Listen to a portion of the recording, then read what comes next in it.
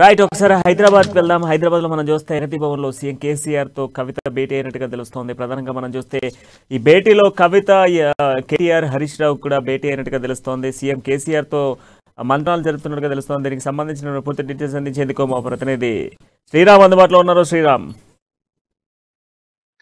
ప్రణయ్ ఇటీవల కాలంలో ఈడీ నోటీసులు ఇచ్చి కవితను ఈడీ సంస్థ ముందు హాజరు కావాలని చెప్పినటువంటి విషయం మనకు తెలిసిందే. అయితే గతంలో ఈడీకి మూడోసారి కూడా హాజరయ్యారు. అయితే దాదాపుగా సుదీర్ఘంగా ఈడీ అధికారులు 28 గంటల పాటు ఈడీ అధికారులు ఢిల్లీ లిక్కర్ స్కామ్ జరిగినటువంటి ఆధారాలను లేదా వాటికి సంబంధించినటువంటి విచారణ అయితే కొనసాగించారు. మనం ఢిల్లీ లిక్కర్ స్కామ్ సంబంధించి చూసుకున్నట్లయితే దేశవ్యాప్తంగా దాదాపుగా 36 మంది అనుమానితులు లేదా నిందితులుగా ఈడీ అధికారులు పేర్కొన్నట్లు మనకు తెలుస్తా ఉంది. అయితే దీనికి సంబంధించినటువంటి ఈ 36 మంది ఎవరైతే ఉన్నారో ఇందులో ప్రధానంగా దాదాపుగా 170 ఫోన్లను ధ్వంసం చేశారని చెప్పేసి ఈడీ అధికారులు అందుకు సంబంధించి తీవ్రంగా ఆరోపణలు అయితే చేయడం జరిగింది.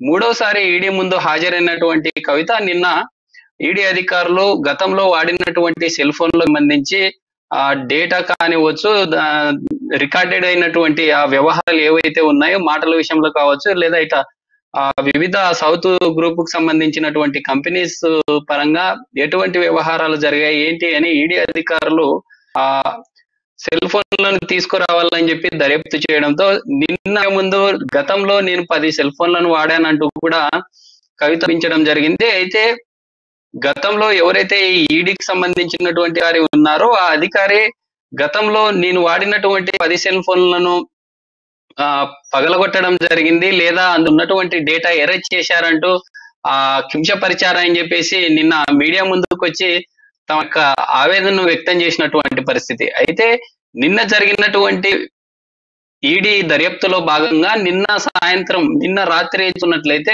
దాదాపుగా 10 గంటల పాటు, అంటే ఉదయం 12 నుంచి నైట్ 10 ఆ సమయంలో కూడా విచారణ జరిగినంతరం అక్కడ తనకు కవితకు సంబంధించినటువంటి కార్యదర్శి భరత్ ఎవరైతే ఉన్నారో భరత్కు సంబంధించి ఆ కవితకు సంబంధించిన సమాచారాన్ని కూడా ఇంటరాగేట్ చేయడంలో భాగంగా భరత్ను పిలిపించి ఇంటరాగేషన్ మొదలుపెట్టినటువంటి పరిస్థితులు. అయితే మనం ఒక్కసారిగా రాత్రి సమయంలో హడావిడిగా ఈడీ అధికారులు దర్యాప్తు చేస్తున్న సమయంలో ఉద్రిక్త వాతావరణం ఏర్పడిందని మనం చూసుకోవాలి. అయితే ఉద్రిక్త వాతావరణం తర్వాత ఒక్కసారిగా కేసీఆర్ నివసిస్తున్నటువంటి తన ఇంటి వద్ద నుంచి ఆ కేంద్ర బలగాలు కావచ్చు అక్కడి నుంచి వెళ్ళిపోవడం జరిగింది. అయితే ఆ కేంద్ర బలగాలు వెళ్ళిపోయిన క్రమంలోనే ఈడీ అధికారులు అక్కడి నుంచి పంపించడం జరిగింది. ఈడీ కార్యాలయం నుండి కవితను పంపించడం జరిగింది. తర్వాత ఆ బీఆర్ఎస్ శ్రేణులు పెద్ద స్థాయిలో చేరుకొని అక్కడి నుంచి ఆ కవిత కేసీఆర్ నివాసానికి వెళ్ళినటువంటి పరిస్థితి. అయితే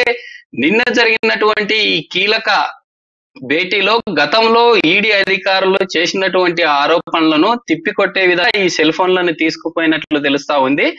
దీనికి సంబంధించి నిన్న జరిగినటువంటి వ్యవహారాన్నంతా ఇటు కేటీఆర్ కావచ్చు, ఇటు హరీష్ రావు, ఇటు సీఎం కేసీఆర్ తో కూడా ఫోన్ లో మాట్లాడినట్లు మనకు తెలుస్తా ఉంది. అయితే ఈ రోజు ముఖ్యంగా భేటీ కావడం జరిగింది. అంటే కేంద్రంలో ఉన్నటువంటి ప్రభుత్వము వాంటెడ్ గా ఈ విధంగా చేసింది అని ఒక దురుద్దేశంతోనే కీలకంగా ప్రగతి భవన్ లో భేటీ ఉంది. అయితే ఆ భేటీలో కీలకంగా ఎటువంటి చర్చలు జరుగుతున్నాయని చెప్పేసి తెలియాల్సిన పరిస్థితి అయితే ఉంది. Right, thank you Sriram.